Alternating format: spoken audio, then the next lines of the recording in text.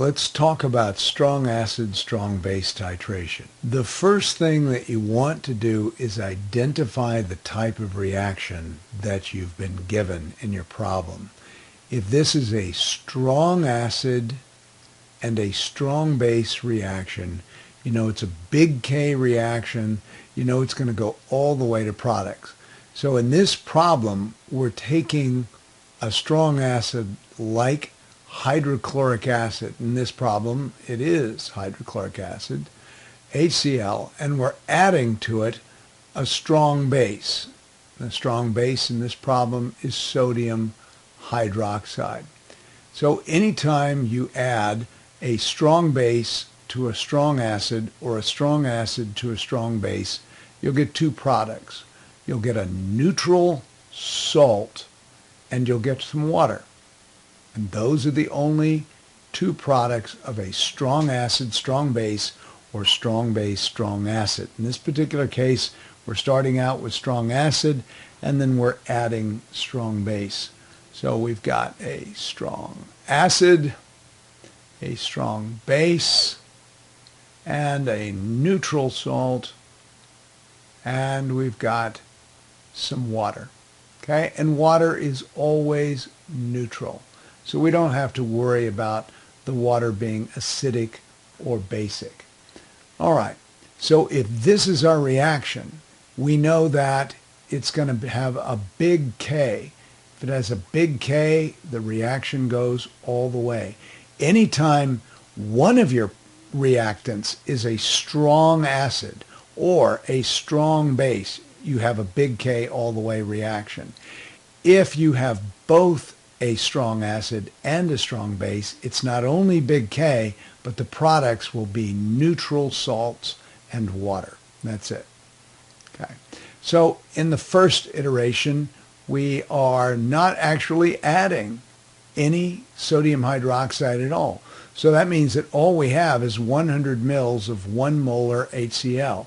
Well, 100 mils of HCl or 10 mils of HCl or 5 mils of HCl, as long as it's a 1 molar concentration, is the same concentration and will have the same pH. Doesn't really matter how much we have.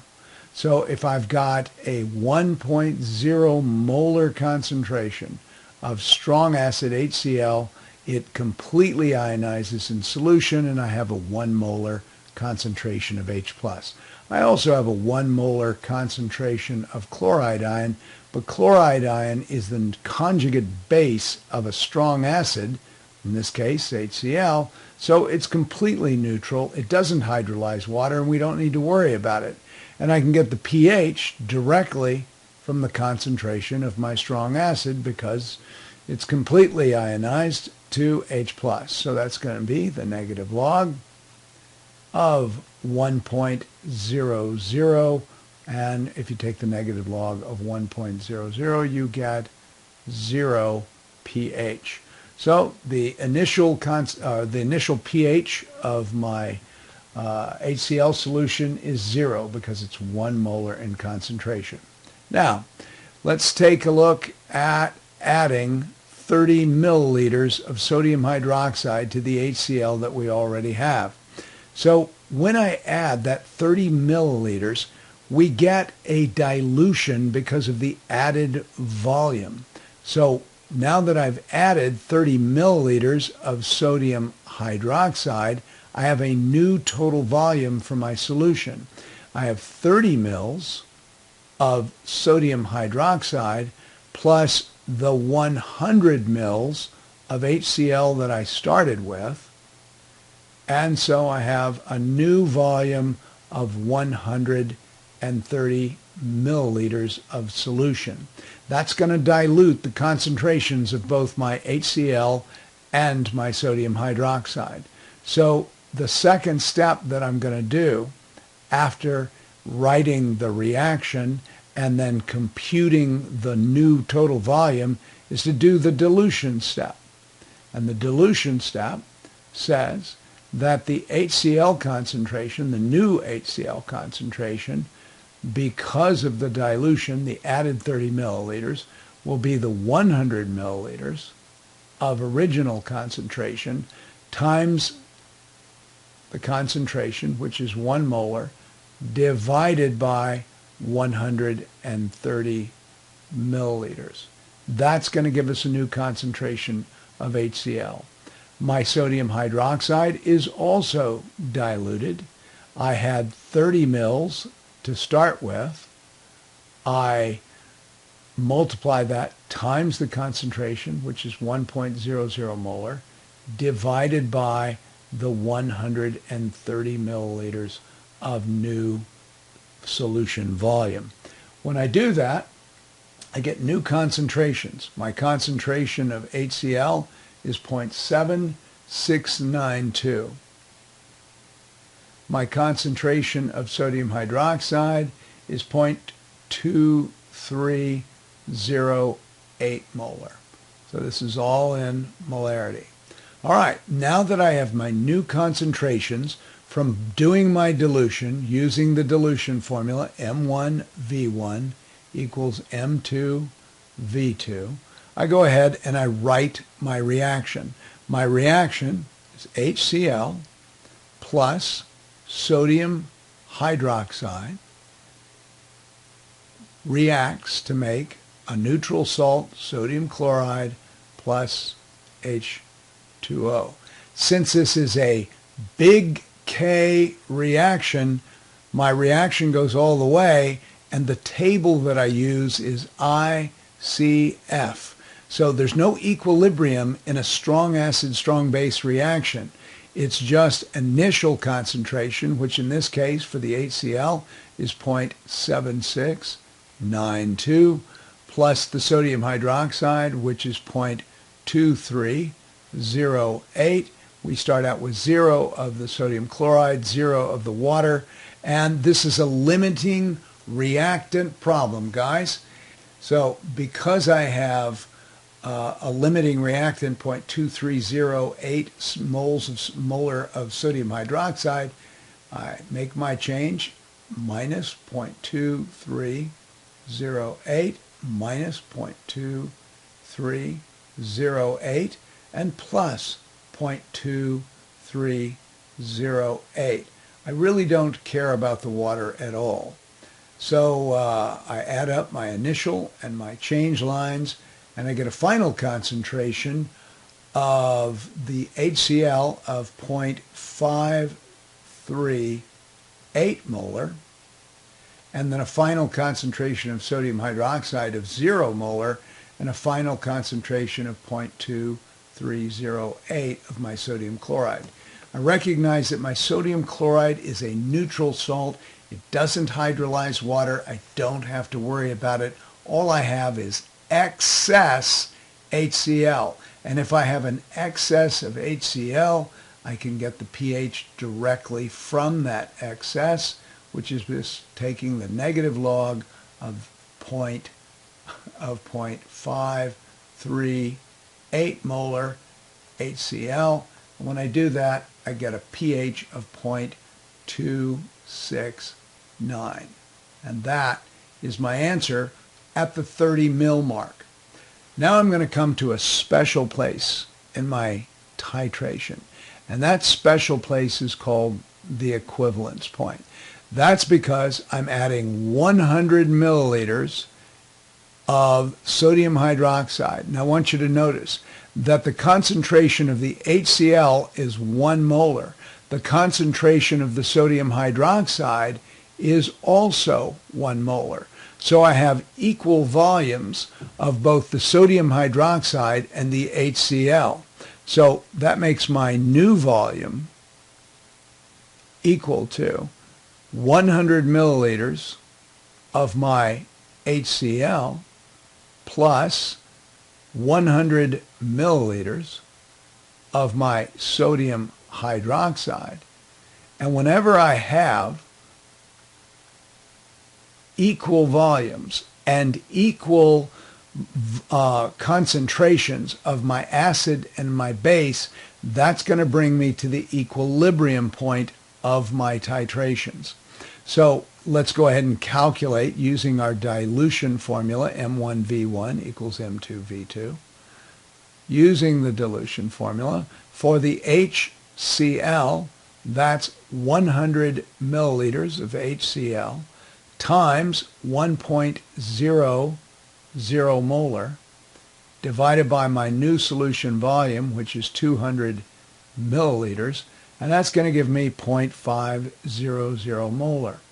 The same thing's going to occur for the sodium hydroxide, because if you take a look, you've got 100 milliliters of the sodium hydroxide. Its concentration is the same as the HCl at 1.00 molar, and the new volume, it's all in the same bucket, it's all in the same beaker, and so its concentration is also going to be 0.500 molar. If I write the reaction, HCl, I can do a little better job there, plus sodium hydroxide, that's going to give me NaCl, a neutral salt, and some water, a little bit more. This is still a strong acid, strong base, so it goes all the way. It's a big K reaction. So we have 0.500 molar, 0.500 molar, no sodium chloride, no water to start with. There's no limiting reactant because both of these reactants essentially are the same concentration, so they're both limiting the production of the product. We're going to have minus 0.005 plus 0.500, so that's a plus 0.500. We don't care about the water. And so at the end of it, I don't have any strong acid, I don't have any strong base. All I have is a 0.500 molar concentration of a neutral salt. And again, you get a neutral salt anytime you titrate a strong acid with a strong base or a strong base with a strong acid. And that means that the pH is equal to 7 at the equivalence point. That's the equivalence point. Now, it is only 7 at the equivalence point of the titration of a strong acid with a strong base or a strong base with a strong acid. Don't make the mistake of assuming it's 7 for any other type of titration. Only a strong acid with a strong base. So let's go one step further.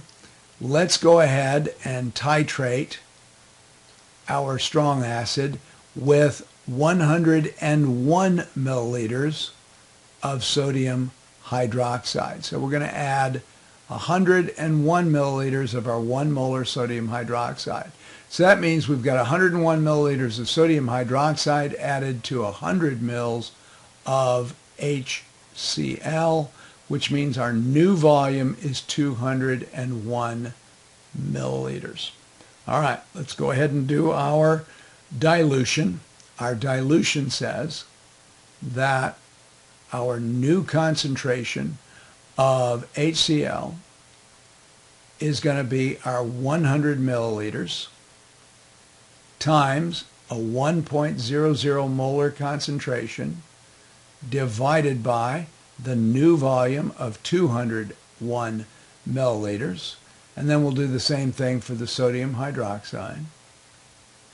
We have 101 milliliters of the sodium hydroxide times the 1 molar concentration divided by the new volume of 201 milliliters. So let's go ahead and compute our new concentrations.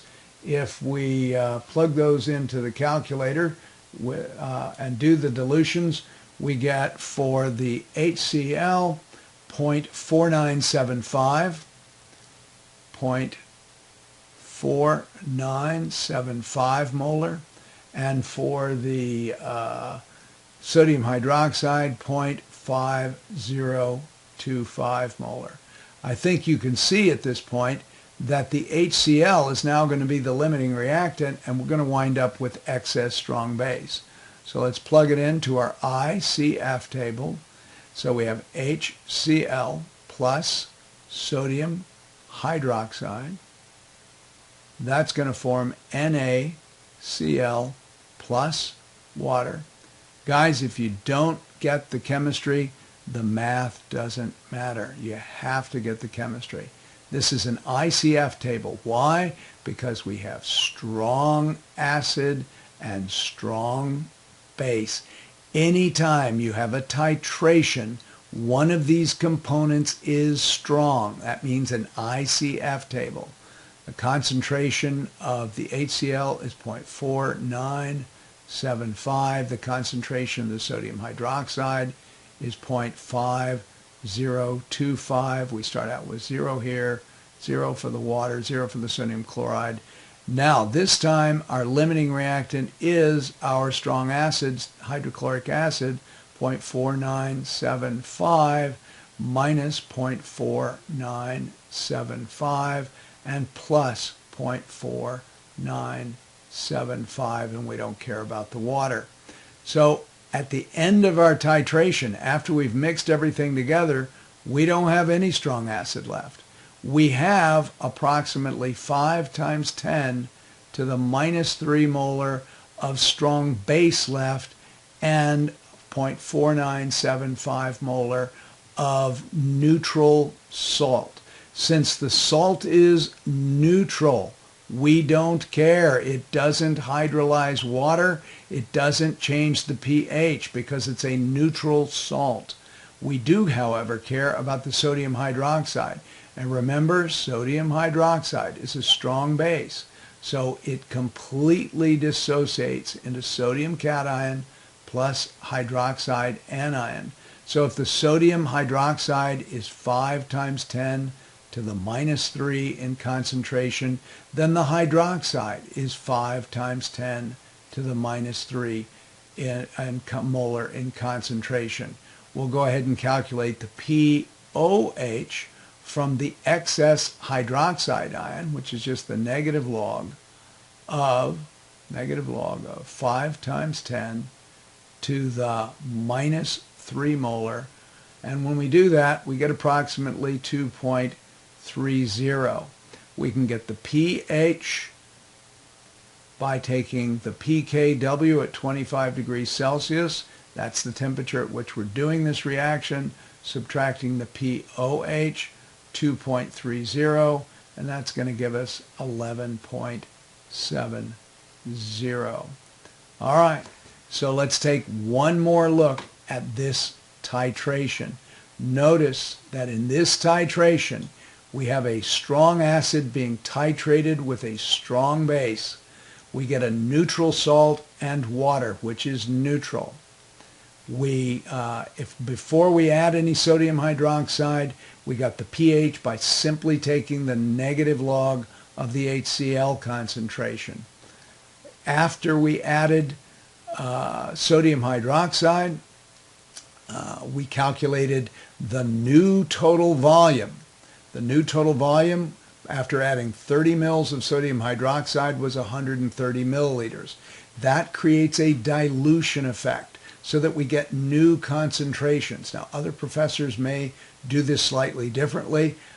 They calculate the new concentrations at the end. They do the table in moles. I do the dilution at the beginning of the titration. You're free to do it any way you want. I think my method is a little bit simpler and a little bit faster.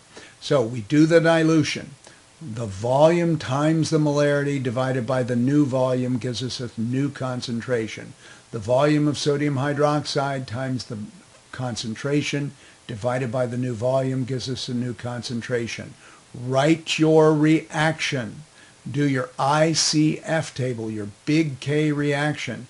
Calculate your pH based on whatever is in excess. Strong acid or strong base. That's because the neutral salt does not contribute. It doesn't hydrolyze water. It doesn't change the pH. So we wound up with a pH of 0.269 in that particular case. When we titrated to the equivalence point, we had, and just to let you know, it's easy to recognize the equivalence point.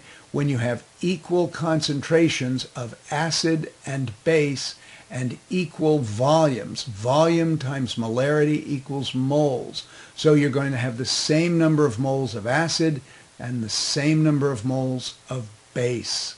That means you're at the equivalence point.